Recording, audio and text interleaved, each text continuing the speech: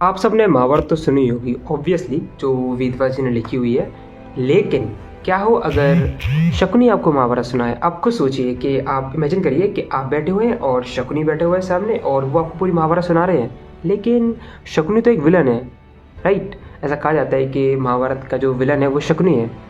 यही तो पॉइंट है। आप खुद सोचिए, एक विलन के पॉइंट ऑफ व्यू से आप महाभारत को पूरी सुनेंगे तो वो कैसी होगी। और इस सीरीज़ का मैं प्रेफरेंस ले रहा हूँ इस बुक से, the hawk's quest by Deepa Agarwal. ठीक है, इस बुक में हम लोग पूरा शकुनी का रोल जानेंगे कि महाभारत में शकुनी का क्या रोल रहता है, शकुनी की पूरी लाइफ क्या है। ठीक है, तो क्या होता है सेकेंड चैप्टर में गांधारी का रिश्ता तय हो जाता है धृतराष्ट्र से, और पितामह भीष्म अपना संदेश दे चुके होते हैं कि चलो समय हो गया है हस्तिनापुर जाने का। और उसके बाद फिर सब लोग चले जाते हैं। जैसे ही सब लोग बहुत खुश होते हैं, महल में सब लोग बहुत खुश हैं, हर जगह फूल बंगले सजे हुए हैं। लेकिन शकुनी घबराया हुआ होता है, क्योंकि शकुनी तो शकुनी है ना, वो नहीं घबराएगा तो वो अगर दिमाग नहीं चलाएगा तो कौन चलाएगा, राइट।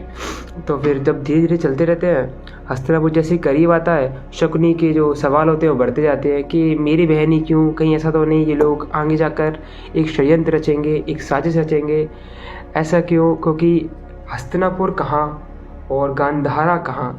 लाइक हस्तिनापुर बहुत बड़ा था उस टाइम पे, एक साम्राज्य था पूरा, और गांधारा तो एक छोटा सा राज्य था। लेकिन ये सवाल उसके दिमाग में घूमते रहे। ठीक है, जैसे ही हस्तिनापुर आया सामने, एकदम शकुनी दंग रह गया। देखा इतना भव्य, इतना शक्तिशाली था वो, बहुत शक्तिशाली भव्य दिख रहा है, इतने बड़े बड़े महल, सब कुछ देख के वो बहुत। लेकिन कहानी यहाँ शुरू होती है कि आपने तो सुना ही होगा कि कई बार ऐसा होता है कि जो चीज़ बाहर से एकदम परफेक्ट लगती है, एकदम भव्य शक्तिशाली, अंदर से उतनी ही खोखली होती है। और ऐसा ही कुछ था हस्तिनापुर में।